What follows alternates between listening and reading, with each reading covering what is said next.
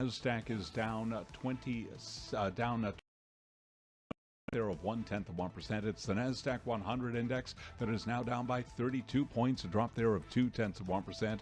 S&P little changed, up by 0.1%, higher by 4 points. The Dow holding on to a 32-point gain, up by about 0.1%. 10-year yield 3.84%, with a 2-year right now at 4.84%. Spot gold 19.62 the ounce, down $7.50, down by about 0.4%.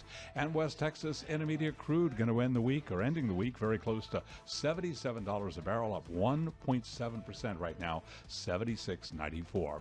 So will earnings season be a catalyst for a broadening of the stock market rally, possibly with new highs? Elise Ausenbaugh is global investment strategist at JP Morgan Securities. She sees reasons for optimism about the rally.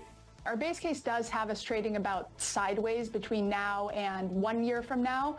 But that bull case is really starting to get more attention amongst investors, because if we zoom out and think about how things have shifted, especially since the spring, the setup is looking more favorable. And you can hear more of that conversation on the Bloomberg Surveillance podcast. You can download it wherever you get your podcasts. AutoNation's top executive is warning that softening car prices will likely fall further as inventory grows. This morning we did hear from AutoNation reporting earnings. The stock now down by 11.4%. And used car retailer Carvana shares down now by 3.5%. I'm Charlie Pellet. That is a Bloomberg Business Flash. Charlie, thank you so much. Well, U.S. bank stocks have been on a tear this week after a deluge of better than feared earnings reports, really bringing investors back to these shares that have really been beaten down. Better than feared. I saw that expression and I love it. It's true, right? Better than feared. Yeah, I just think it was a nice turn of phrase. Better than feared. It happens. We're talking about Zion's, Key Corp, the KBW Bank Index, I think up about 7% this week. So let's get into it with more on the group on the public banks and really the growing role of private lenders, which I truly feel this is the story, I think you do too, of the next 5 to 10 years, and we'll see how it plays out. With us, and really back with Matt, who talked with her yesterday on TV, is Anna Arsov. She's co-head of global banking over at Moody's on Zoom in New York City. Anna, thank you for coming back with us. I will say, sometimes I have a guest who's so good and insightful that I'm like, we need to get her on again. And this is the case with Anna. So in less than 24 thank you hours. for coming back. Yeah. Thank you for having me. It's my pleasure. Well, let me throw to you, Matt, first, because what was it that stood out for you that you were like, we got to continue this conversation? Well, I mean, I thought she just had great insight across the board. But one of the things that really got to me was, Carol and I talk about private credit so much, and we're starting to hear more and more about it from bankers who say this is a business, this is kind of getting away from us. Yeah. The was private, it Jamie, right? Jamie Dimon, who got a little upset about that private absolutely. Folks dancing in the streets? Tell us about the breakdown on it right now. I mean, It's a juicy business that the big six Wall Street banks are getting less and less of.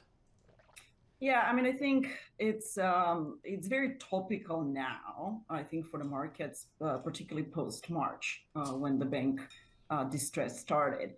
And of course, folks turned towards the alternative asset managers who have been active in this market, quite since probably even before the financial crisis, but I would say accelerated post-2015. And there's a reason for that. I mean, we all have to remember something called leverage loan guidelines that was implemented by the U.S. regulators, and really tightening that arbitrage by the Fed implementation in 2015 that captured even the foreign banks that were very big in this market, like Deutsche Bank and Credit Suisse, et cetera. And if you look at when that pivotal moment for private credit was, it was exactly a year or so after implementation of those leverage finance guidelines. And why is that the case? Because simply the large banks couldn't put this, 6, 7 times very hairy deals on their balance sheet. And what happened? That talent, folks who actually ran the businesses at Goldman, at Credit Suisse, end up going to the private equity shops and said, we can do this business here. And maybe it's a better way to do this business outside of the banks. So better way, or have we just transferred the risk? Well, this is the key question. We wrote a number of research questioning the systemic risk here. And I want to be very balanced about this issue. Look, there is the concern is why these loans, which are kind of what would argue one of the weakest quality loans that would be out there in the system, highly levered companies with lots of hair, kind of it's kind of companies that are very levered, but a lot of in the technology sector as well. Why they shouldn't be on banks' balance sheet and what are the benefits of being on banks' balance sheets versus not? Well, let me kind of break that. On banks' balance sheet, at least we will know transparently what are the underwriting. This will be part of the bank reporting. It will be part of the consolidated data for the banking system, and we'll have a little bit better sense how those are faring. And it will be valued under the shared national survey. So we will know actually how those banks are performing, and transparency is pretty much uniform.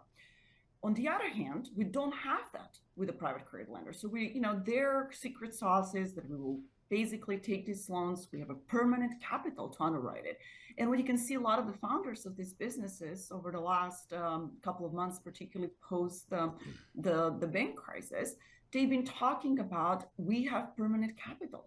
We do not depend on overnight deposit and overnight funding. So this is a better form to hold a high risk asset. Yeah, it makes a lot more sense. And the duration mismatch problems that we saw upend a couple of banks. Speaking of that, Anna, I've heard more and more analysts say the banking crisis is behind us. It's truly well and done. Do you agree?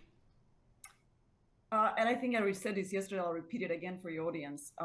What happened in March was very idiosyncratic, exposing vulnerabilities, which I think stem from some lack of consistent regulation in the banking system, of banks who simply had a serious mismatch between assets and liabilities. And when you think about what happened with the speed of quantitative tightening, some were just caught short. Is the banking system outside of that, couple of outliers, solid? Yes, we have a solid and strong banking system. However, it doesn't mean that we're outside the woods. First and foremost, I think this is the best probably quarter we'll see in a while for the regionals. And why is that the case? Well, what we noticed across the board, higher deposit cost. Yes, there was deposit stability, which everybody feared, but that came at a much higher cost. And we calculated today for the banks that reported so far roughly 30 basis points higher deposit cost this quarter for that stability. So when you look at the banking sector, the big banks, you feel pretty confident about their situation. Absolutely. And then with regionals, you feel like, what would be the adjective to describe them? Look, what I think it's going to be an interesting year or two ahead. We have a system that's very unusual on a global comparison level. 4,000 plus banks. It's a lot. But Is when it you too think many? about, Is it too many?